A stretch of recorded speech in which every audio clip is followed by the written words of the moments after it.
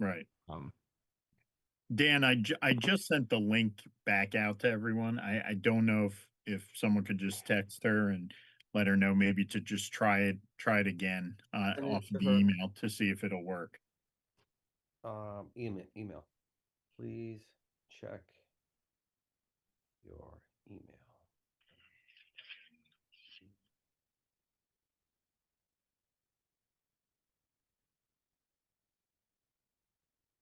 All right, just sent it to her. Okay.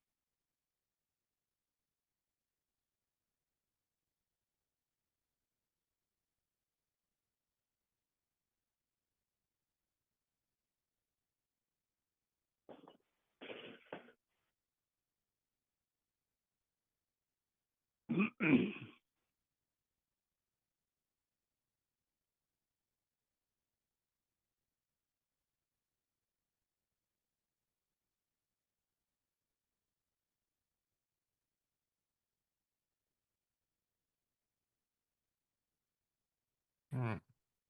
If we don't have room, we have four. Let's proceed Oh, forward. she's here. She's here. Hold on.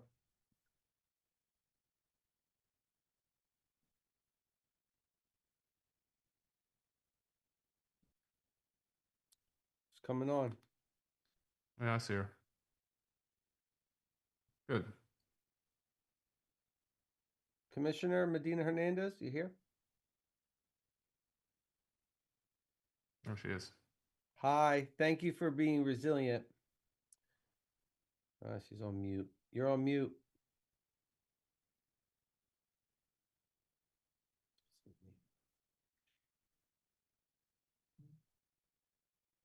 She's not on mute, She's not. All right. but we can't hear her, so it may be Your sound call. issue on her end. Give us thumbs. You know, you'll We be can see you.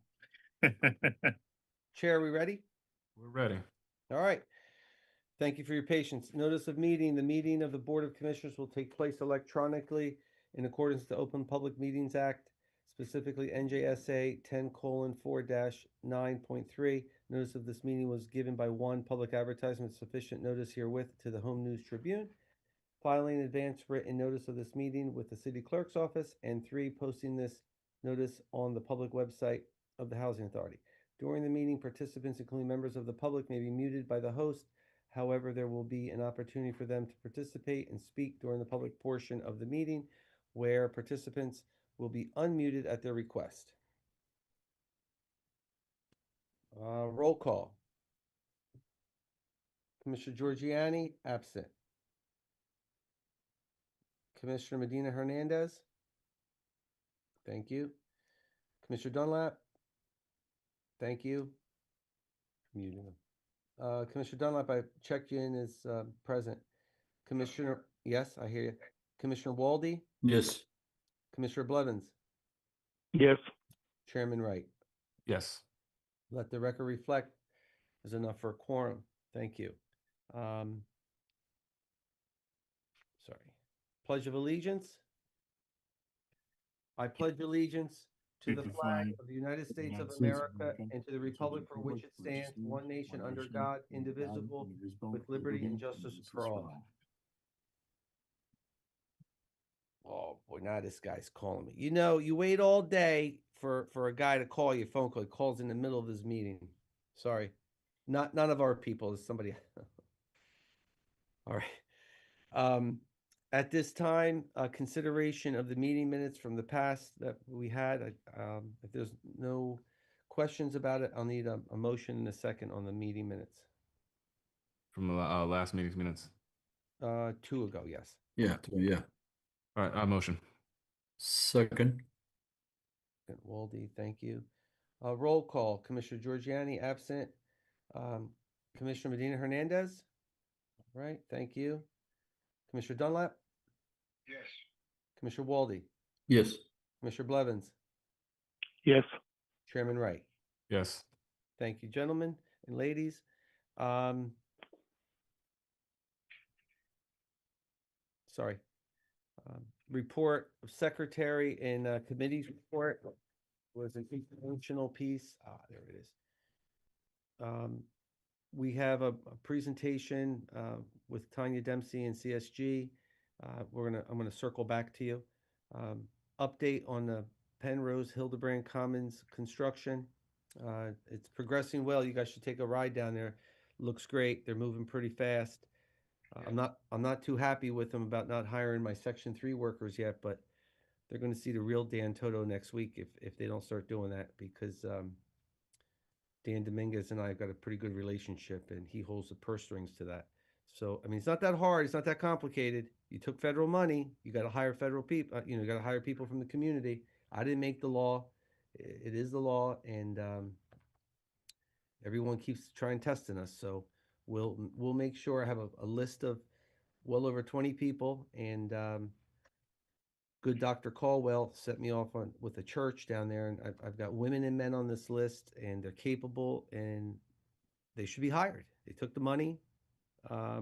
We don't want to have a problem at the end, and the little excuses they come up with that, oh, we advertise. Well, advertising on your site with cranes and workers around is not proper advertisement, but we'll see what happens. I think we'll be okay, and we'll go from there. So I'm sorry I had a vent, but it's not that hard to figure out.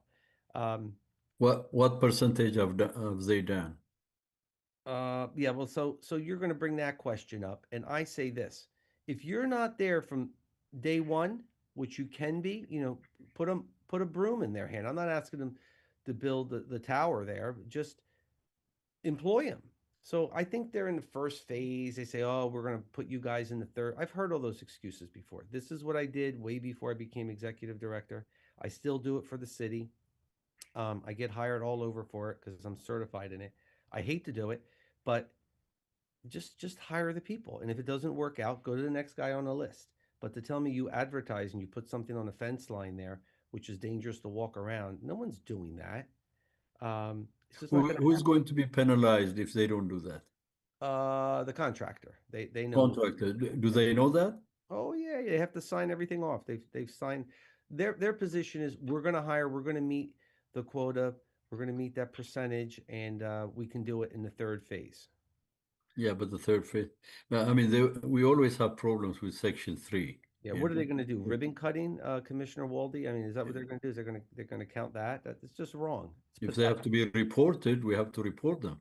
Yeah, you're right, and No, seriously, because they I pay believe you. carefully.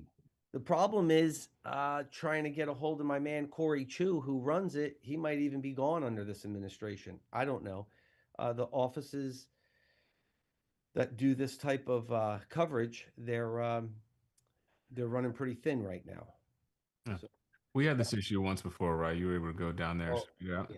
We held a check for like 3 months. I mean, you can go ahead and pay your workers. Oh, wait, a couple more people are in the waiting room. Hold on. And that's what we're going to do. Yeah. Oh, shoot. Dunlap. Oh, Mr. Dunlap, I'm letting you in. Yeah, you're coming in. I'll once you get in, you can hang up, okay? But right now, stay on my phone. It's so many screens. Oh, Yesenia's coming on again. You guys think this is easy being a host. It's not easy. Matt Ferguson's got it easy. He's got like 10 aides around him at the city. I'm just by myself. Sorry, Matt. I didn't want to under the bus there. All right. So I'm on it. We'll make sure some of our workers get on there and they meet their obligation. Perfect. Let me shut this off here. Okay. Demolition and new construction of the New Brunswick Housing Authority. Zach, I'd love to dump this back on you. You're eloquent about it. You're passionate about it, but more so, you are a pioneer in the field of redevelopment, and you didn't even know it probably when you went to college what you were going to be doing. So, let's give us a quick update what we're doing. So this project has been moving along. We have some money that we have to appropriate for the feasibility portion of it, and we've been figuring out exactly how much needs to be spent, and that's with Manfredi's office right now. So we're in the legal portion of it. But really, it's just about us whether or not we want to spend the money to maintain the control of the project, and that's what it boils down to. We can kick this cost over to the developer, and in so doing, they have kind of more say when they come to the table in terms of how the splits go for ongoing administrative fees and the things that will allow us to pay ourselves as an agency and continue to provide services for the people that we take care of. So we want to make sure that we're doing the right things along the process. And right now, it's with legal. Great. And then I'm going to segue right into our trip to DC. Zach was a superstar down there. We had all types of people, all types of people with agendas, and I don't think he could have spoken any more eloquent than he did about our situation. They were befuddled when he got up there, and he, in a crowd of about 300 people, um, you could hear a pin drop in there. And his champion of our efforts and the overall construction for anyone who would want to partake in this was outstanding. He got selected after one of the FADA know-it-alls came over and I say that respectfully, came over and encouraged Zach to go with him the next day on the Hill and meet some senators and some other influential people to let them know what was going on and what we were trying to do and the severity of the housing crisis in New Jersey. And he didn't politicize it. He did not by any way embarrass us. What he did was he set the groundwork for new leadership and leadership that, quite frankly, is much needed in this country, but specifically in New Jersey. So I was proud of him, what he did, and I was even prouder that he got an invite to go to Congress and meet the power players that can assist us with this movement. So thank you, Chair. I had to share that with the group. Absolutely. So yeah, I spoke with a handful of senators, congressmen, folks like that. It all boils down to housing isn't a particularly political issue. It's an issue of cost and it's an issue of need. And everybody's trying to figure out how to do the best they can with what they got. And we're ahead of the ball on this in terms of figuring out how to make our land work better for the people that are already on it. So we've been doing the right thing. I appreciate everybody's support ongoing and say that Danny's been working very hard on this, as well as the folks that are on this call. They're going to present to us later. So let's just keep momentum. This is a long process, but the people who we're doing it for are going to be very, very appreciative that you're putting the hours in. So Thank you, Chair. At this time, I want to thank Duran Weeks and my staff for working with Yesenia Medina Hernandez, our illustrious commissioner, and she wears a lot of hats. She's going to be very effective in this movement to build new housing for the people that desperately need it. But I want to thank her that she was able to provide with our staff endless supplies for kids for back to school, book bags, goodie bags. I don't know, everything that you guys put together for our children in the community. So I thank you, Miss Medina Hernandez. Thanks so much. That did not go unrecognized, by the way. No, it was great. I'm glad that the students were able to get what they need and the families. Well, you made that happen. Thank you. You made a lot of people happy from our community. Thank you. That's about it. We're gonna now move to the landlord incentive program presentation. Hold your questions for the end. Let them roll. And we have Tanya Dempsey and Jordan Thomas. You there, Jordan? All right, great. So you guys decide who wants to go first. I see you have Sophie here. You came with an army of people, and I do that. You deserve an army of people. you guys go ahead. Okay. It's your platform right now. It's your game. Okay. Go ahead. So we I'm hoping that you guys can see this. Can you guys see this? Yep. Yes. Okay. Hold on a second. Let me just. I also have a lot of screens, so I totally get it. And I want to make sure that you guys are seeing the right screen. What about now? Are you seeing a big screen? No, this isn't the right one. It's like your personal. Right. Okay. What about now? Better, worse? Same. Same. All right. All right. So, You had it on the big screen the first time. oh, did I? Yep. Yes. Showing it. What about this? Wait Big for screen? it. Yes. There There it is. Yes. All right. How about now? Still. Okay. Slide 1. Purpose. I won. Okay. All right. We were kind of asked to try to figure out how to provide incentives to landlords with, some of the reserves that you guys already have. And this was really a brainchild of Zach's, who was like, can we do something like this? And turns out you can, right? So there's plenty of housing authorities across the country who provide incentives to their landlords to help do work, but also to like make the units in a better, better uh, livable, suitable space, right? So, we have a couple of reasons why we would do this, right? We're trying to improve the quality and sustainability of the tenants, right? This could be really aimed to like naturally occurring affordable housing that have vouchers, possibly landlords where they really want to do work, but they haven't yet. And then some who would, they want to be in their communities. So this could also be a way to create new landlords in the area who haven't. This is a good kind of incentive to do that. We were thinking, okay, so let's think about landlords as an essential partner, right? And think about how we can potentially use this as a way to also have folks participate in, potentially deeper affordability, right? So the Section 8 program itself, they're existing landlords. They are serving tenants that are, 50, 60% of AMI or below. And so again, we really want to think of them as partners.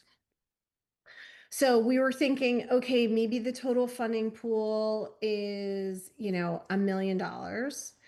And maybe we're giving people grants up to 20,000 per project. Obviously, these are privately owned. They could be plus or minus 80% AMI. We can emphasize different buildings, but actually who's eligible are the folks that are in good standing. Which is good. What are the uses of this, right? Windows, roofing, like whatever they need that's in like the cap, like what you would typically use public housing capital funds for would be an eligible use. And then here there's like, we have affordability, but I think most of the HAPs that are tenant based are annual. So, we kind of wanted to see if we could extend some of those affordability terms. I'm not sure if we can do that. This is still kind of, our overview and our, an idea. But here it's like we want to get some kind of return on our investment. So we wanted to like have a time frame that they, sort of we're giving you this money and you're improving your building, and that's sort of an agreement that you're going to stay in the program. And then the question is that like if they sell, what if they don't comply? We have, okay, well maybe there's some kind of repayment clause, right? Because quite frankly, like we can't make anybody do this, right? So these are more just like very minute details of making sure that you get the most out of your grant. That makes sense. And so a couple things that we would need to do is like amend your your administrative plan with the Section 8 program. So we would build in these kinds of components into the plan. There would be a public, comment period to that. And then we would, kind of essentially move forward. Obviously, phase 1 is like we're trying to figure out what the program framework is. We're here to kind of talk to you about, your thoughts, how we make it better, what you like, what you don't like, what you think we should include, what we should include. And then we need to do a legal review because I'm not an attorney. So I'm not sure if Joe is on here, but I'm sure he's got 800 questions for me. That's totally fine. We can work it out. Then phase two would be once we have the bones, we would do the admin plan, and then we would try to do public outreach, host landlord briefings, maybe build this application portal, and then actually launch this application process. Through that, we would need some kind of site visits, finalizing scopes, right, to make sure they're actually doing what they're supposed to be doing. To kind of Danny's comment earlier, we want to make sure that we're not getting had, right? And they're doing all the things they need to do with federal dollars that they were given. There might be some contracts that we need to sign, work completion and reimbursement. How do we verify that? We're still trying to wrap our brains around that. And then ongoing monitoring. We did include kind of like who we're trying to target, who are we serving. Again, it's like he's got a small rental property, he's serving his community, kind of struggles with rising costs. How do we message to him? Since Zach is so eloquent, maybe he does a 1 to 2 minute video on YouTube. Maybe we're able to like build flyers, case studies, all of this stuff to sort of help monitor the program. But ultimately, the landlords get help improving their buildings. There's this affordability that we're preserving, and we're also creating some accountability in the marketplace. So that's where we are. Thank you very much. Great concept, Tanya. Great concept.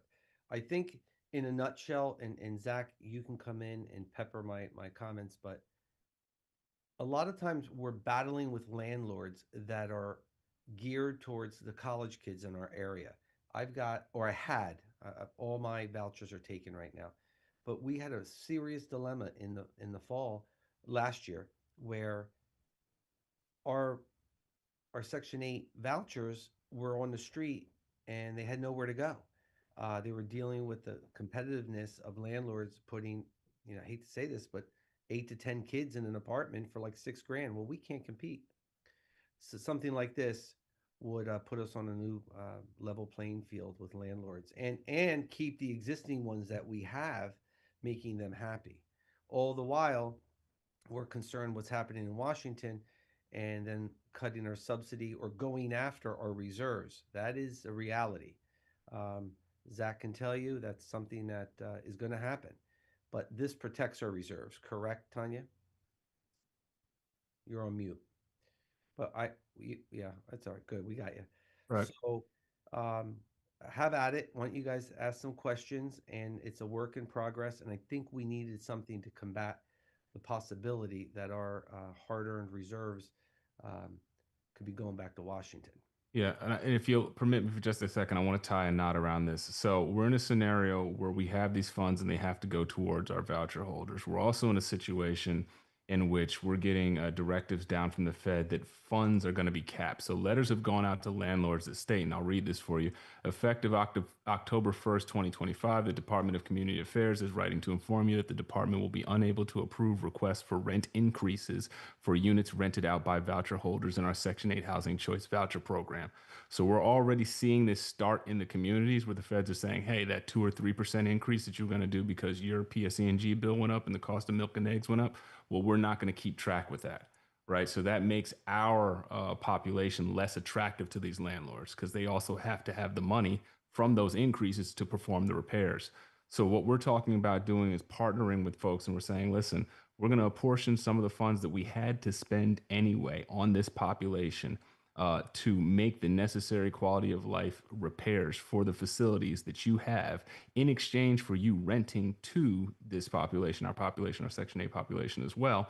And should you, if within that term, determine that you're going to sell the property, well, we're going to claw back those funds plus interest by putting some sort of covenant on the deed or title, and we can talk with our legal about how exactly that's executed. This isn't an unfamiliar program. They've done it before in municipalities, but what it does, it says, hey, we're incentivizing you to work with us. We know we can't necessarily pay any more, and we know that there are things that need to be done in order to make these spaces safe and clean and livable for our residents, and we want to make them competitive in the marketplace so they can work and live in the places that they work. And that's what this kind of boils down to. So we're going after small landlords, which is the John archetype that Tanya had up on the screen. This is a retired firefighter that bought a duplex that's trying to keep up with the cost of fixing his roof and would really like to work with our program, but it's starting to sound attractive to rent to 8 college kids. And the payoff being that they're going to tear up his house, but hey, he couldn't afford to fix the roof anyway. We want to make it so that they're working with us for the betterment of our population that keeps our communities nicer and keeps our people housed. So that's the context that we're looking at this in. Zach, Dave here. Is it possible to pull off these agreements between now and October 1st? To draw them up between now and October 1st? Well, to get them approved by the various landlords. Because they have to sign these things, right? Yes, they'd have to sign these things, yeah. Are we looking to begin that soon? I get what you're saying. So in line with the deadline that's coming down, I don't know that we would be able to have a functioning program blessed by legal through our board by that time. I was reading that just to color the landscape of less money is coming from the feds to support our population, to support this voucher program. And we're stepping in now and saying, hey, as part of our operations, we're going to go out in the community and partner with these smaller landlords to make more housing available, more quality housing available. But I don't think we'll be able to kick anything off in 7 days. I mean, the idea is good. I just didn't know if the deadline was realistic. Oh, no, not a deadline. I just wanted to, for those of you, for folks that aren't landlords that don't know what's happening out here, this is a letter that's going out to landlords that says, hey, we're not going to be able to keep track with inflation and what the cost that you're experiencing. So whatever you were getting previously in the previous year from the voucher, you're getting that or less. Okay. I have a few questions. Have you done this type of program with another housing authority? I mean, CSG. We've done landlord incentives before, not as large as this. Where? I mean, in Delaware, we're doing their landlord incentives are slightly different. They're, I think they're it's like a discount. They're paying discounted rents, right? And they're paying for like first deposits and things like that to help get more landlords, new landlords on board. Okay. Now, But I think there's a whole, right, like, I mean, I can send you over, like, there's an entire thing on HUD's website about landlord incentives and about how, like, I mean, this is a big problem it was a big problem when there was a lot of Section 8 money and they were having trouble getting landlords to join. So it's very common to have the incentives there. I know you have list implementation phase and timeline. Yeah. And I know you're located in Atlanta. Do you have staff all over the nation? Yeah, we do. We do. I'm actually in New Jersey. Oh, okay. Believe it or not. And Jordan is in Atlanta and Sophia is in California. San Francisco, we Yeah, San Francisco. So we are all over the place. Which is both it's a blessing and a curse. Everybody works from home at CSG, but we are completely nationwide. We have about 60 housing authority clients across the country. Ranging from very like smaller than you guys, right? So like we have like Old Town, Maine, and like Bucks County in Pennsylvania, to Virgin Islands, NYCHA, Chicago, LA, Puerto Rico. So it's the gamut, the full gamut of housing authorities. Now, do you have a fixed contract or you're charging by service? We actually are charging by phase, but we are all hourly, right? So the initial amount is like a very, low amount to try to sort of get you guys incubated into this. Our idea is not to, like, if we can teach someone at the housing authority to do this work, we will, right? We're a really big fan of capacity building within the agency also. So, if there's someone that you've identified that you want to lead this internally, we're happy to train and teach that person. But we are hourly. And Commissioner Walde, I did put her contract Yeah. in the board packet. It's towards the end of the packet, and you guys can see that and take a look at that also. But please keep asking her questions. And let me tell you about Yeah, the contract shows only Mm. hourly rates. It doesn't show the total amount that they are going to charge. Now, I mean, she has explained to us that this will be by phase. Yeah. Yeah, okay. I have a question. Can you hear me? Yeah. Okay, great. I have a question. So you indicated that we would be one of the biggest housing authorities that you've worked with. I heard you said Bucks County, Pennsylvania.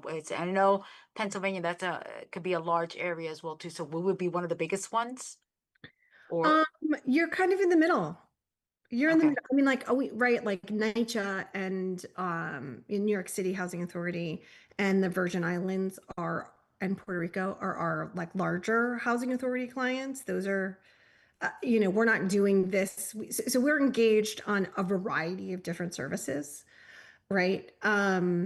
So for some of the other housing authorities, we do like the redevelopment, like similar to what we did for Hildebrand, right? That's like what we were engaged to do with those housing authorities.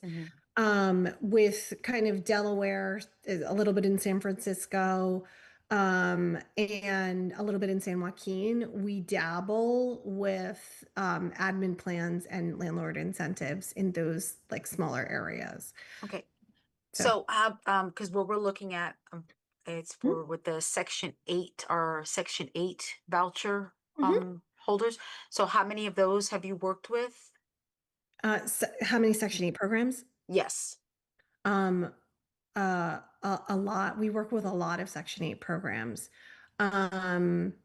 Again, like Delaware, a little bit in San Francisco, some in San Joaquin in California. Okay. I mean, we tangentially work with Section 8 departments on almost all of the clients that we work with. Okay.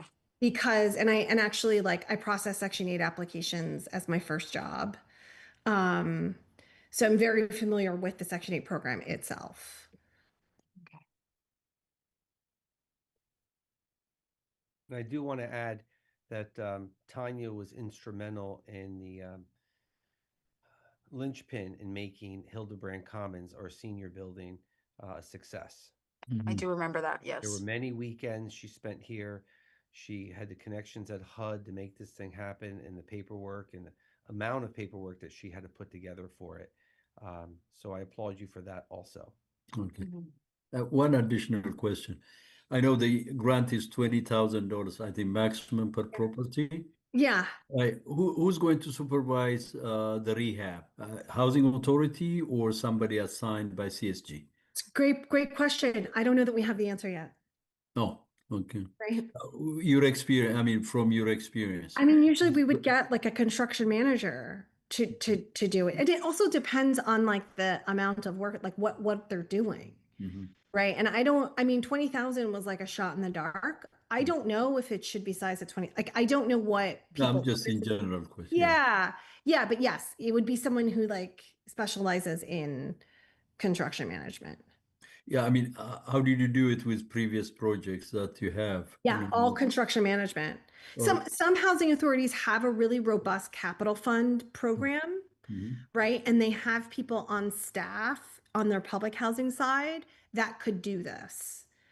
Right. Yeah, for that actually. Yeah. That could do it. I would say that for the most part, like they want to, a third party's a very unbiased, usually the best, in case there's any kind of, he said, she said thing. Okay. And I think my inspectors are pretty qualified. Yeah. We're only talking about 20,000. They're not going to be doing any structural jam. I mean, it's more aesthetic. It's more about keeping the landlord happy and locking them in to not just taking that money, but keeping our tenants with that particular property.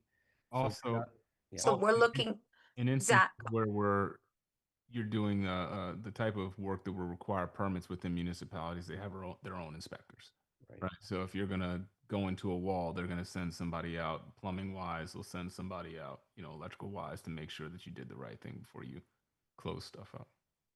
so Zach, you mentioned that we're looking at doing this for locking in the landlord for 7 years. Is that what we're looking at? Yeah, for 7 years. So previous programs had something in the 7 to 10 year clawback. So if you took the grant money to do your kitchen over or something like that, there are different municipalities, different versions of programs like this, and we ran one similar in New Brunswick, like early 2000-ish. So you had to live there for 10 years, and after that, it was forgiven as a grant. If you moved, if you sold it, it would be clawed back as a loan, and then it would have interest associated with it. And that was put on the title. So the title was clouded, so you couldn't sell the house without paying this off. Okay. Now, is there going to be a limited amount of times that the landlord could apply or receive funding from this program? Because we know some landlords can have owned more than one property.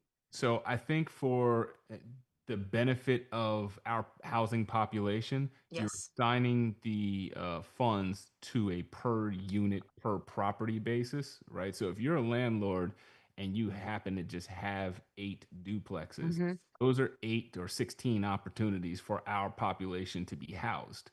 So if it's a scenario in which this would benefit our population, I don't see why we would take any particular offense to the number of properties this individual has. Though, and this is up to the commission as well, we can say, hey, listen, we're going to do, 1 property or 2 properties per individual or per entity. But the goal really is just to make sure that we're creating, again, safe housing for our population. No, I understand that, but at the same time, my concern is with the monies being run out because having one landlord using so much of the funds. And what are we looking at the funds again being? Right. So I think the number that Tanya threw out there was up to $20,000. And again, Just want to see. the funds wouldn't be ran through by a particular landlord, because those funds would then be attached to all the properties that he used the funding. Yes. on. So if you had 8 properties and each one of them got 20 grand, right? So now you owe us, $160,000. And if you sold these properties, you would owe us $160,000 interest. So it still would house the 8 properties worth of people. So it doesn't really matter that it's one person when it comes to serving our housing population. But if we wanted to create an opportunity for smaller landlords in the community to get a foothold into being a housing provider, then maybe we say, hey, listen, we realize you got 8, but we're going to cap this at 2 properties per individual, so that we can make sure that it goes to retired teacher, retired fireman, retired police officer, so they have the opportunity to participate as a housing provider in our community with our program as well, which I think is an awesome idea. Okay. And Tanya, another question, just refresh my mind. I don't know if it was in the first clip or anything like that. $1 million you mentioned. What was that $1 million? That was within Section your 8 reserves. I'm sorry, say that again. What was in your reserves? Okay, thank you. I just wanted to, because when the $1 million, I just want to get a refresher of that. Okay, thank you. Yeah. Again, it doesn't have to be a million. It could be half. I mean, like right. These are all ideas. Okay. And Dan, you had indicated that when Section 8 vouchers were being put out there wasn't a great number of people looking for it because it's not a lot of property with Section 8. It was difficult for them when they had the voucher to go and knock on the door, or hey, we're here to rent at a 2-bedroom at $2,450. Landlord's like, yeah, I'm getting 5,000, or I'm getting a ridiculous amount. So they were combating that. It was getting tougher, so we had to give them extensions, and we tried to go to 120. Then HUD slapped me on the hand that, hey, you're going over your budget. Yet they want me to house people. I can't house at the rate that you're asking me to house. So I'm asking under the law to go to 120 with board approval. So when Zach and I came back and we were confident enough that this administration is going to take money in reserves, we're like, hey, we have to find a way here, like to save that money. That's our money. We earned it. We worked. We ran a lean budget. Why should we go reward some other housing authority by pulling the money out and sending it to some underperforming housing authority? It's just, that's not right. So we're going to play their game because they're in charge, but there's ways around that to keep that money.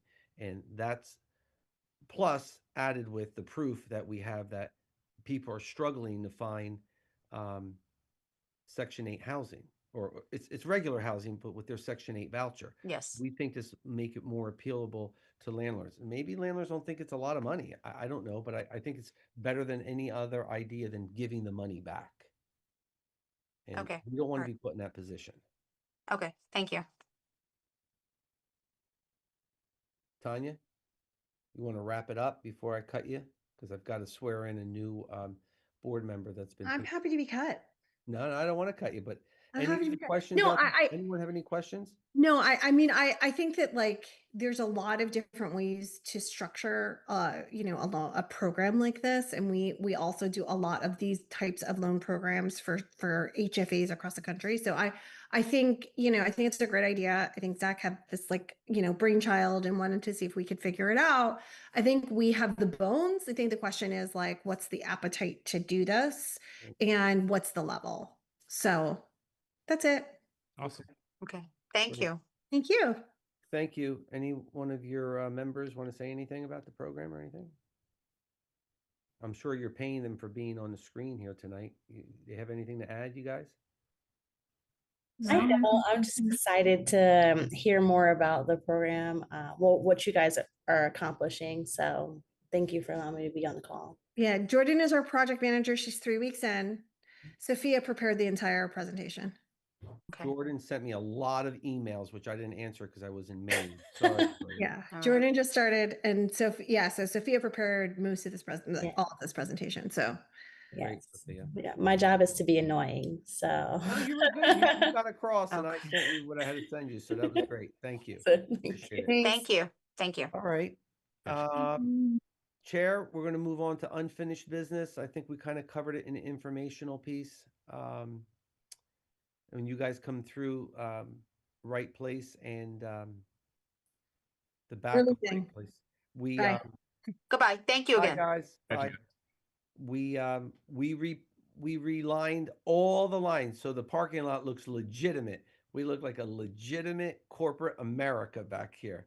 And the tenants are happy. The tenants really put a lot of pressure on me. They complained to City Hall that the lines weren't done. One lady doesn't even have a car and she's complaining. But anyway, I get it. That wasn't a priority, so we finally did that. You guys should drive through and see how nice the parking lots are, and the parking for the residents, more importantly. So that's it. I can move to new business and the resolutions.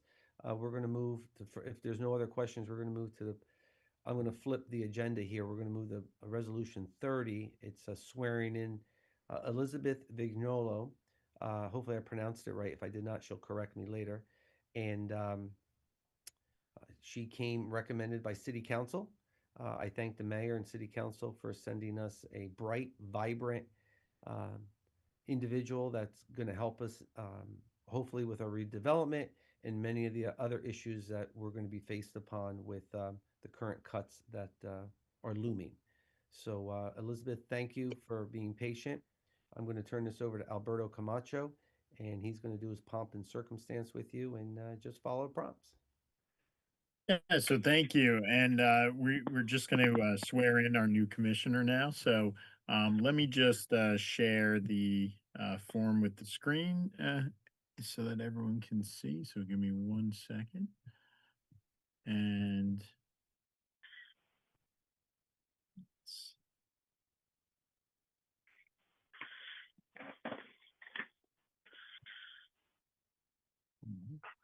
did that work? Is that showing? It was showing. Okay, great. It's So- showing. Perfect. So if you can just, Commissioner, if you can, or soon to be Commissioner, if you can just raise your right hand and repeat after me. I state your name, I, Elizabeth Vignola, do solemnly swear do solemnly swear that I will support the Constitution of the United States that I will support the Constitution of the United States and the Constitution of the State of New Jersey, and the Constitution of the State of New Jersey, and that I will bear true faith and allegiance and that I will bear true faith and allegiance to the same and to the governments established to the same and to the governments established in the United States and in this state, in the United States and in this state, under the authority of the people, under the authority of the people, and that I will faithfully, impartially, and justly and that I will faithfully, impartially, and justly perform all the duties of Commissioner of the Housing Authority of the City of New Brunswick perform all the duties of Commissioner of the Housing Authority of the City of New Brunswick according to the best of my ability, so help me God. according to the best of my ability, so help me God. Great. Congratulations, Commissioner, and welcome aboard. Thank you very much. Excited to be here. Awesome. Congratulations, Liz. Happy to Thank you. have you. Welcome aboard. Congratulations. Finally, I'm not the only female on the board. Yay. Oh, wait a minute now. It's been a Wait long. minute. Not keeping count. Yeah. She's filling in for she's got big shoes to fill with Dale Caldwell. He had to do 30 years, right, Commissioner Waldy? Yeah. 30 years. No, more, Big man. less We're than. gonna miss him. We're gonna miss him. I can't wait to tell him that if he doesn't already know that you're taking over for him. But welcome. Thank you. Welcome. Can Congratulations. we get a little bit background information about her? I don't know. I don't want to tell, but I already know. I'll have Commissioner tell us. So please share with us what Commissioner Waldy would like to hear. Sure. So I am from nearby. Grew up in Milltown, right down the road. I went to Rutgers undergrad and have been living in New Brunswick ever since. I'm really excited to join. You know, when the mayor approached me about the opportunity, I was very excited. And I am an attorney by trade. Okay, thank you. Thank you again. Great. Thank you so much. Zach, you're the chair. All right. This is also true. So I have the responsibility for acknowledging and listen, I'm happy to have you. As RED said, you're filling some rather large shoes in Dale Caldwell's, but I can hear your enthusiasm. It's also great to have an attorney on the board as well, just for the perspective that brings. There's a lot of complicated development issues that are going to come before us, and you're going to be no stranger to asking questions. So I invite you to dive deep into what it is that we actually do and what's within our purview to control and to designate and to participate, because everything that we do here, I think of all the boards that are in the city, and this is no shade to the parking authority, directly affects somebody's life immediately, right? Who needs us here with the lights on, cognizant, advocating for them. So it's an enormous responsibility that I do not take lightly. I grew up in the housing that we now represent. And so I appreciate that you come to this with such enthusiasm. Cool. Great. We're going to line you up for the next board meeting with your packets, getting you ready with everything. And I'm sure your day job keeps you busy enough reading, but I'll do a better job than I did last minute getting the package out to everyone. So you're going to sit on the sidelines, even though you're sworn in for these resolutions, unless you have questions. And then starting the next meeting, you'll have all the paperwork as everyone else does. And okay, Sounds free. good. Dan, those correction also, because so that way for the minutes you had indicated resolution 30 for her swearing in. It's resolution 34. Well, I got it here, 34. Okay. But we're not going to do a resolution because Alberto informed me that the oath of office is enough. So, Great. Yeah, Good. we don't And typically. Yeah, we city don't council typically did do. No, their that's why I was resolution. wondering as well too. Yeah. Yeah. Great. So Okay. I'll just table it. It's not a big deal. I wanted to give her something, but we'll figure that out later. All right. So moving on, NBHA resolution number 30. Resolution approving, authorizing, and ratifying payment of bills for July 2025 that my trusted fee accountant, Tony Musi, put together. That's before us now. I'll need a motion in a second unless you have questions. Being none, a motion. Second. Medina Hernandez, second. Chairman Wright. Roll call. Giorgiani still absent. Commissioner Medina Hernandez. Yes. Commissioner Dunlap. Yes. Commissioner Walde, Yes. Commissioner Blevins, Yes. Chairman Wright. Yes. The record reflect motion passes. NBHA Resolution 31, resolution approving, authorizing, ratifying payment of bills for August 2025. Same way. Motion and second. I motion. Okay, Second. same way. Roll call, Giorgiani still absent. Commissioner Medina Hernandez, Yes. Commissioner Dunlap, Yes. Commissioner Walde, Yes. Commissioner Blevins, Yes. and Chairman Wright. Yes. Let the record reflect motion passes. NBHA Resolution number 32, a resolution of the New Brunswick Housing and Redevelopment Authority authorizing and approving the submission of a Section 18 application to the U.S. Department of HUD. That's for the pursuit of hopefully one day demolishing and rebuilding the property here at Schwartz Robeson. I motion. I second. Great. I have a question. Commissioner Walde. Yeah. On the language, the first one says initiation of the application process, and the Submission, second part submission. says approving, what is that? Authorizing and approving submission. Does that create a problem?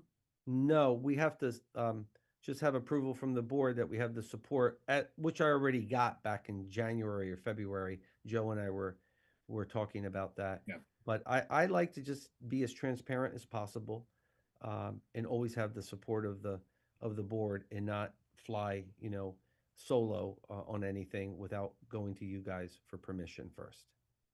No, I was not asking that. I was asking about the language. One says initiation of an application process at the top, and the bottom one, where our names are listed, it says authorizing, approving submission. Does the language create a problem? That's what. Is it in the box, like the voter's box, like where you vote? Is that where you're reading it from? Where do you see that? Yeah. Sorry. The first resolution, it says resolution to approve, authorize the initiation of application process for a Section 8 demolition and disposition, right? Yeah. At the top. Where the whereas is. I'm looking, hold on. I think.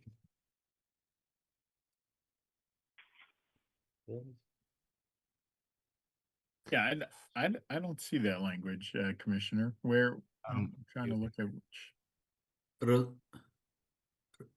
I see Oh, it on yeah, it's I the see it on my, resolution that Joe did and he sent it to me. yeah, Resolution to approve and authorize the initiation of the Yeah. application process for a Section 18 demolition and disposition.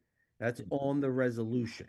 yeah. Right. And then I at the have it bottom is, in the okay. summary, approving the submission. Yeah, I see it now. Authorized preparation. Well, Yeah.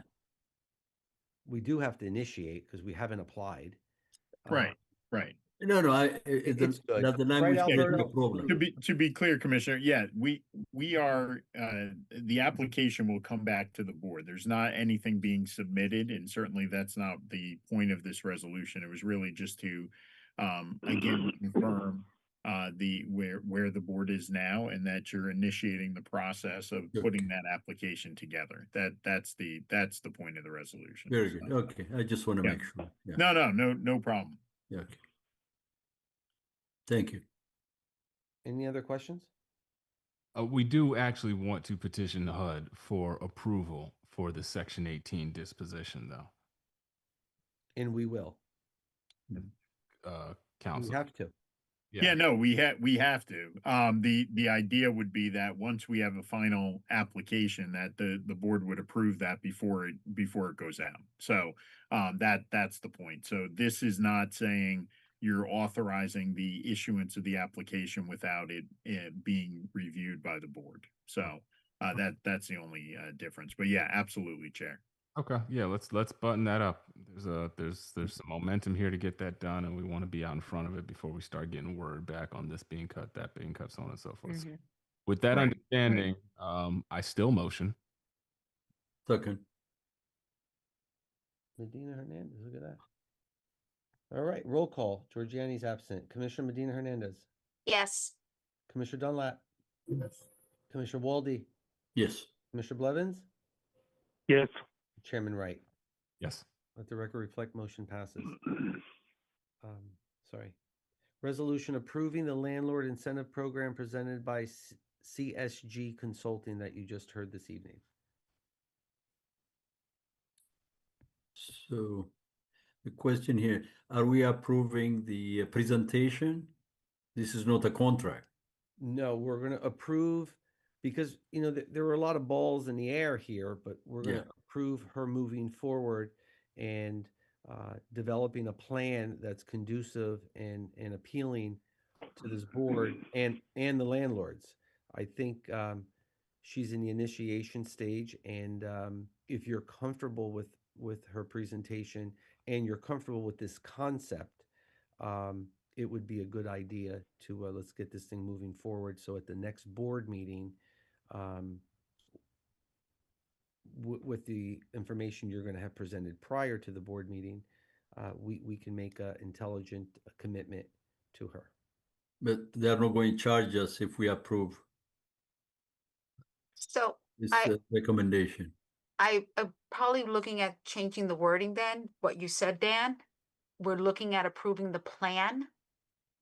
Because when you look at this, you say We're the looking to program. approve the landlord incentive program. So the program, I felt, in my opinion, tonight that she presented still had some missing pieces, Yes, what the actual plan would be, right? yes.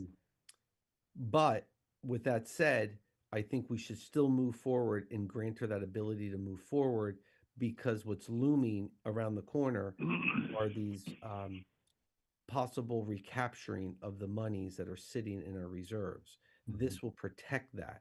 So I think if we approve this, I can move that money into a safety net and say, no, if you guys come in December or January, let's say, and the money's there, well, you can't touch that because we have a program in place, a landlord incentive program that works outside of your, it's an exception to monies in reserve where they cannot recapture it.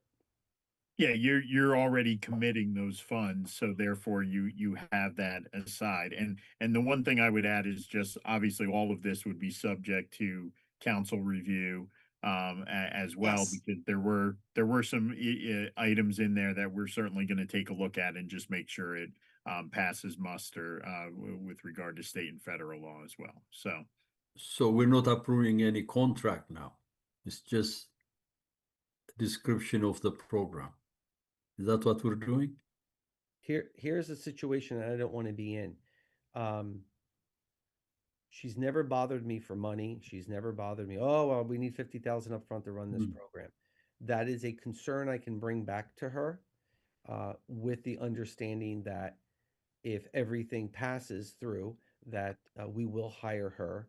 But I believe we should hire her now to move forward and build this out.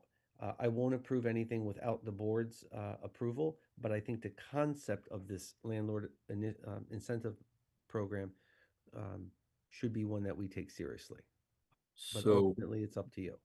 so you're not going to sign until you clarify that. So if you saw the, So we approve the program with costs subject to board approval. yeah. Okay, all if right. you That- saw- That I would like to, thank you, Zach. Just look at the Good. paperwork that I submitted. I didn't ever signed it. She signed it. So I Yeah. had to wait to talk to you guys. No, we just have to, I understand what you're saying, Dan. I just want to make sure. In that language, because the point is Because that when you read this, it's like, okay, we approve the program and we're moving forward with it. right. The contract, it can be looked at that way. So it's pretty Yeah, much what that's what I'm Zach said. saying. Yeah, That's why it can be looked at that way. yeah. Okay. And I understand everything has to be looked at legally as well too, because there were some things in there that there were still some questions on. And don't we have a threshold amount that Yeah, I can take her to 17.5 without having to worry about it. But there I don't want to be difficult with it, because I got to tell you, the end result is if something's not done or we don't have a secondary plan, that money will be recaptured. No, fully understand that. No, I it's just, gonna be clear. with the resolution, with it being clear at what the phase is going to be. I Right. do not want to lose the funding. what we're state, but just clear what it is. So right Right. now is that we're looking at based on the presentation and the plan. And then from there, it's the much more detailed information that'll be provided, correct? In contract, and of course, will not move Absolutely. forward until the board sees this. Absolutely. Okay. Okay. All right. That was my question. Thank you. All right. All right, good. So, subject to cost approved by the board, backstop by the amount, was it 17.5 that we can go up to? That's 75. fine. There are going to be costs associated with putting this together. There's legal costs. There are just costs, right? So Mhm. we're asking, do we like this program Mhm. in order to kind of bring these landlords back into the fray and provide additional housing options in this season of cutbacks? If we like the program and we like the backstop, we move forward, We move to the second phase. right? Which would be the submission of this is the entirety of the plan. Mhm. This is the cost associated to you from this point forward. They're not doing an additional bit of work until we approve it. And once we approve it, they're on the clock. Okay. And you said Dan, Zach a real quick 17.5, you said? Yes, sorry. Okay, thank you. I'm sorry, Dave. Yeah, Commissioner, I Yeah, would say we Dan, approve it not to exceed 17.5. Thank you. Dan, just a question. Are we then at the next meeting going to, I don't know if this is the proper term, encumber the funds that would then be contracted? two things should happen at the next meeting. One, the plan should be presented in full. If there are any questions she may have of us now, in what direction, it sounds to me as though there's some flexibility in this plan, but to tighten it up and present that, and the board's comfortable with that, yes, then we'll move forward with. Yeah, I your- just want to make sure that we're protecting the funds by the actions that we're taking. Mhm. Right. So if we're, Counselor Camacho, Yeah. if you're saying, hey, we're designating these funds so that they can't be, so that HUD can't come in later on and say, this is part of your reserve, we're coming to take this back. No, these funds have already been designated to this program in progress. Right, Yeah, I think that was my, it's a good question, Commissioner. I would say you are halfway there with this because you're not committing an exact number. But what you are saying is we're committing to the program. So there is a number that we're thinking about for that. So you can show that commitment. Certainly after you have the presentation of the full plan, then at that point you're approving a number and then you are fully encumbering the number at that point. But right now this is the first step, and certainly we could use this as evidence against any opportunity that they would look to recapture funds. So but I wouldn't say you're completely protected until you encumber those funds under a contract that specifically lays out those funds. So that okay, just so there. Okay. good. Okay. Is that something that we want to designate now? Will we want to say, hey, listen, we are in a deliverable phase of this project that does have this NTE backstop number, but it encumbers the entirety of these funds because that's the intention of the use? Well, that's certainly up to the board if the idea is you know, certainly you want to try and utilize those funds properly. The idea would be if at this point, if you're approving them to put the plan together, can we encumber the funds? I mean, we can indicate, we certainly, as part of the motion, can indicate how much you're looking at least initially to put in. And I knew she threw out the idea of $1 million. You know, if the board was comfortable with that number, you could include that as part of the resolution. And then that's obviously subject to change as well, depending on what the final, composition of the plan is. Okay. Yeah, and I'd like to, and I'm putting this before the board as well, but I think I'm synthesizing the thoughts here, is that we want to say that we've identified this program as something of interest, and if between now and the time of receiving the finite details of how this is going to roll out, there's any action that comes down from the Fed, we want to say that we had already apportioned this money to the benefit of this population. Yeah. And it is in play. It is in progress. Mhm. Yeah, so I would think define that as part of this resolution then, and we can amend the resolution to specifically indicate that so that that's a part of what you're doing tonight then. How do the Yes, remaining board I members? think that's a good idea. Okay. Okay. There you have it. yes. Do we So know we how need to much amend the resolution needs to be amended. I agree with that. So then it has that full detailed in there. Perfect. do we know how much we have in reserve? Section 8 reserve? So If you put in Section arbitrary 8 1 million. reserve is one pocket of money, and Mm. then capital funds is another pocket of money that they can come back and recapture. And they're both exceptions to that we can safeguard. Okay. Some Almost- Because she Almost- said she estimated the 1 million. That's why I'm asking that question. Well, that's because I told her Hmm. not long ago that we have 1 million. But according to HUD, I got a shortfall that I have to answer to by December. I said, well, I'll answer it in December. I mean, answering it now, I mean, first you told me I have a $2 million shortfall. Last week, oh, yeah, well, the numbers are working.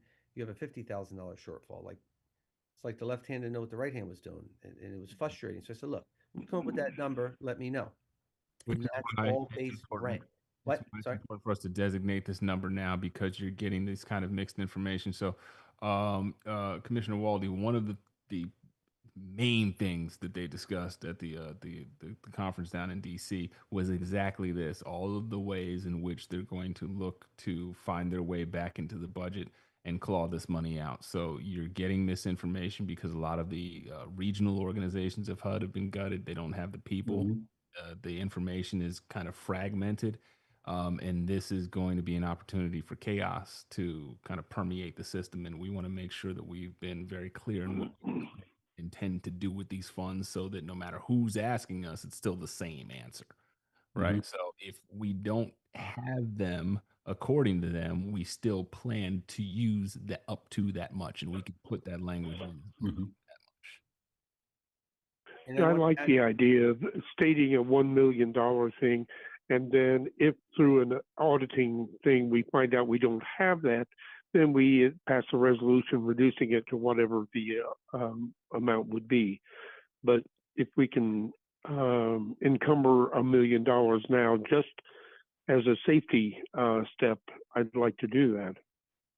And just to clarify, I would just say up to $1 million if available. And Yes. just to indicate that so that it's very clear that we're not trying to uncover money we don't have, but at the same time, if we do have it, that's what we intend to do. Right. Good idea. Perfect. All I right. do want to add one more thing, and I think the chair refresh his memory. There's a discussion right from the White House players on this panel, and they talked about payment. So how we do it now, we submit, we draw down money. It's there at the end of the month. We know we're getting 200,000 or 300,000 even we don't need it. It's all parsed out. They no longer want to do that. The plan is for you, the agency, to use all your money at the end of the month. And there's a 2 or 3 day turnaround after you use all your money to pay all your bills.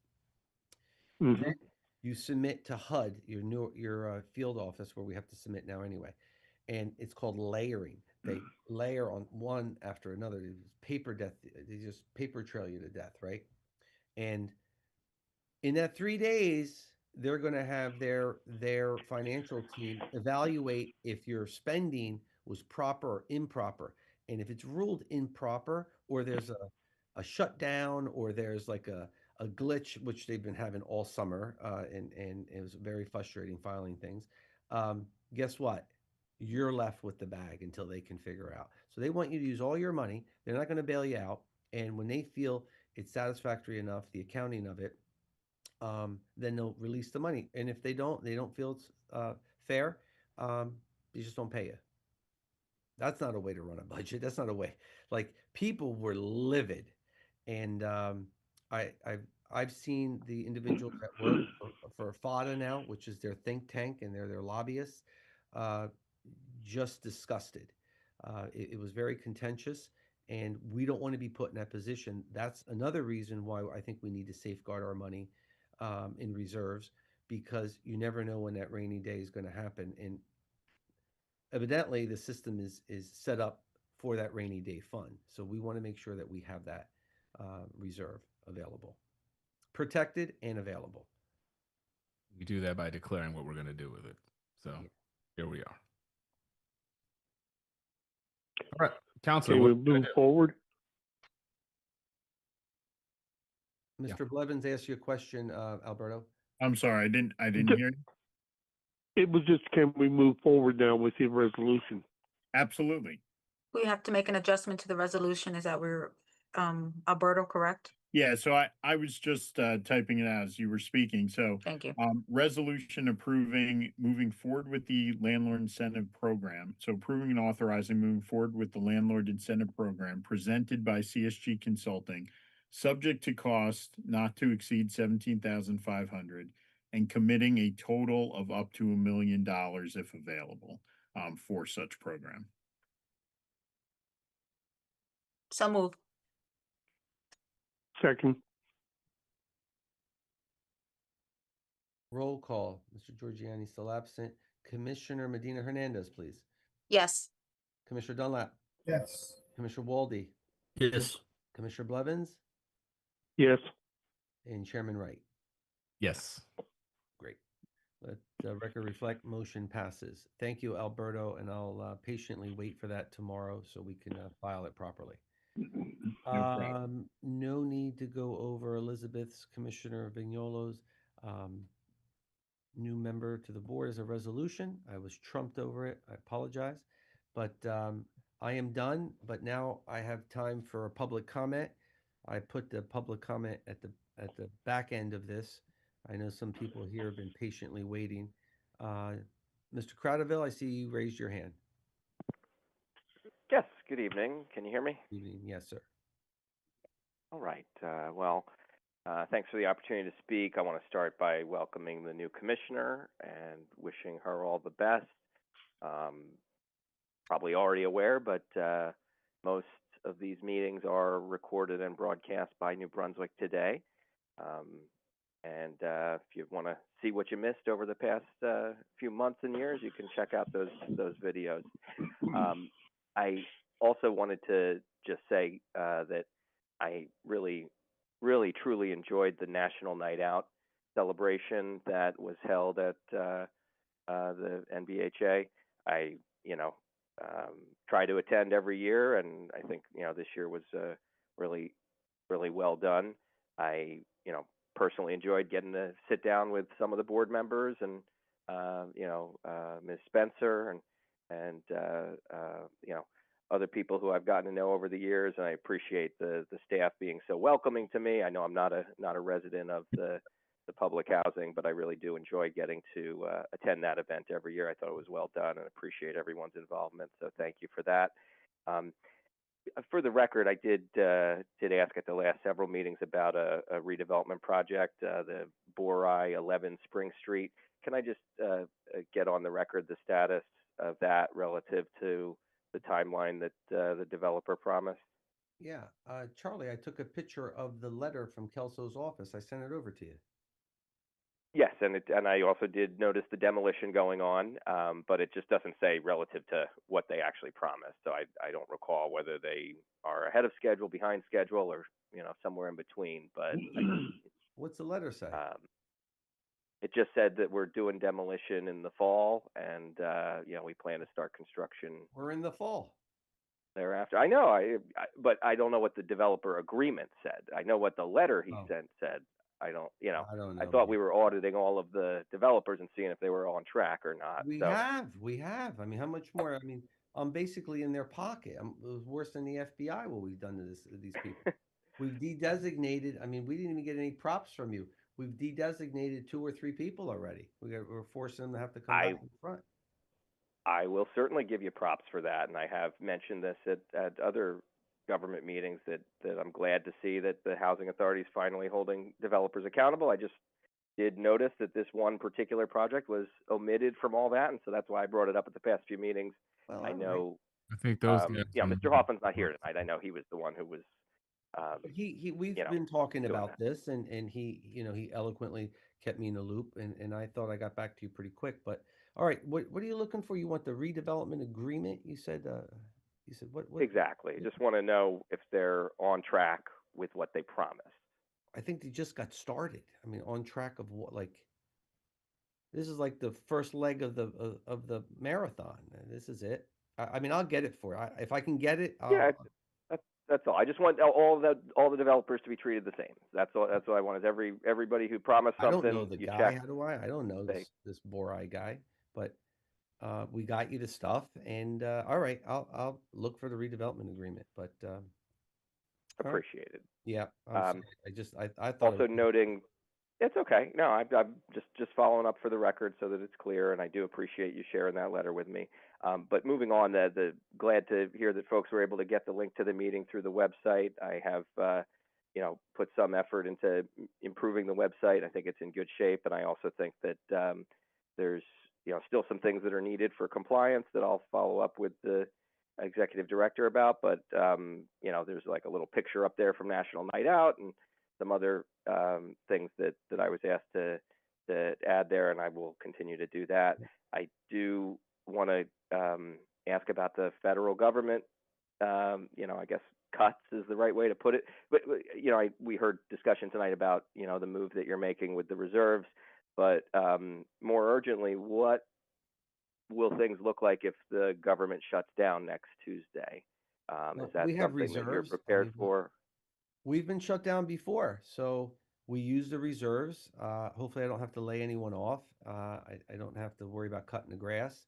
But we're pretty solvent. We'll just have to muddle through. I mean, hopefully, it doesn't last more than like 90 days. You'll see a different housing authority if that's the case.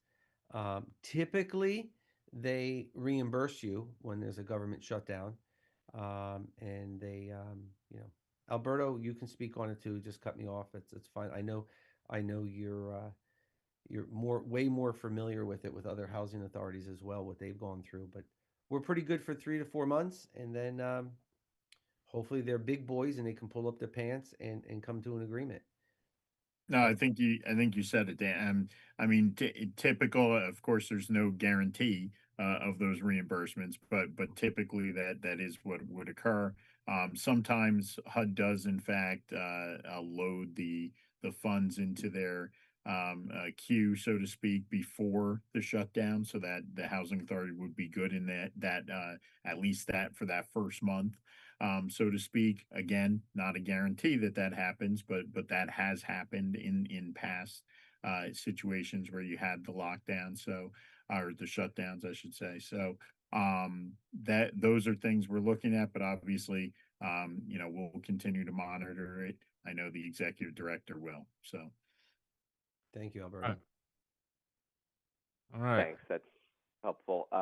Yeah, just wanted to end with a point about redevelopment project that is, potentially moving forward in New Brunswick, though no longer through this agency. I know that the planning board and the city council adopted a redevelopment plan for the new Redmond 2 redevelopment area, and then they pretty quickly went back and changed it to put the parking authority in charge of that redevelopment as the designated, or not the designated redeveloper, but rather the agency that would manage it, just like this agency does for most of the redevelopment projects in New Brunswick. And I wanted to bring that to this board's attention if you weren't already aware.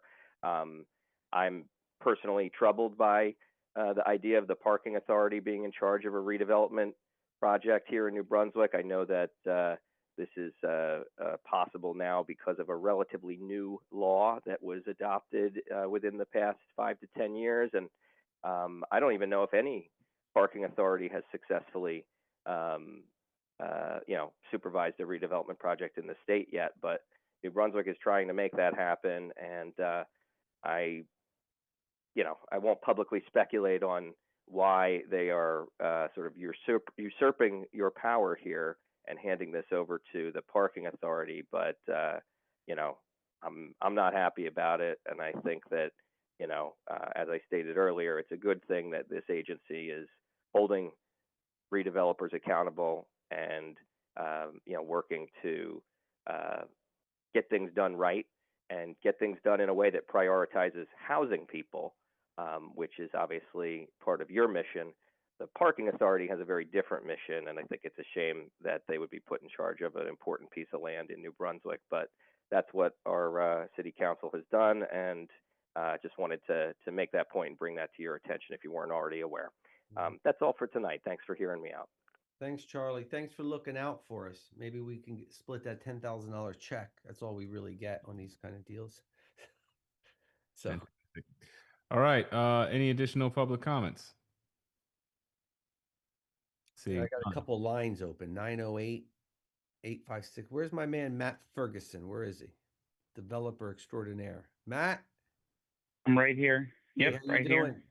How's it going? I'm hanging in. Still, I tried to put still you on a recovering. committee. I tried to put you on a committee, and they told me I couldn't. I was upset about it, but what are you going to do? Rules are rules. Yeah. I want to add my echo, and I'm not surprised at all that Zach was an amazing representative of New Brunswick down in DC. So just keep up the great work, Zach, and to all of our commissioners. Thank you so much. Thanks, man. Thank you, Matt. Thank you, for your Matt. work. All right. Anything else, Commissioner? Anybody have anything to say? I see nothing. All No. right. Mr. All right. Dunlap, are you good, Mr. Dunlap? All right. I think Dave had something to say. No, I just said I'm done. Okay. Chair? Well, I motion to close the public comment. Second? Second. Thank you. Let's go roll call. Commissioner Giorgiani still absent. Commissioner Medina Hernandez. Yes. Commissioner Dunlap. Yes. Commissioner Walde. Yes. Commissioner Blevins. Yes. Chairman Wright. Yes. And I'm going to give you one. New member, Elizabeth Vignolo, Commissioner. We're closing the meeting. You can. Yes. Thank you. All right, guys. I have a question, Mr. Chairman. Oh no, the meeting's closed. You have to call me. Just call me. About Caldwell. You remember I had a suggestion for Caldwell? Yeah, we're gonna do it. I We're think- gonna do it. Yeah, that should be discussed with Dan. Yeah, I don't want to pay Alberto any more money than tonight. Every time I call him, he's hitting me up for money. So, and I understand. No, it's Lawyer- fine. A lawyer's time is his money. So we're You're- gonna draw something up. Yurgo, I want to run it by Okay. you and Commissioner Medina Hernandez, and I think that's nice. We should give him a bottle of champagne too. Oh, okay, I don't think this should be discussed. No, it's Via fine. Zoom. I can buy the champagne. The No, guy I'm- deserves it. 30 If years. it's a surprise, okay. If it's a surprise, do not discuss He's it. not via Zoom. listening. He's campaigning. All Okay. right. All's well. See you guys soon. Edible arrangement. All right. Thank you, everyone. Have a good Thank- night. Thank Good you. night, everybody. Good night. Good night.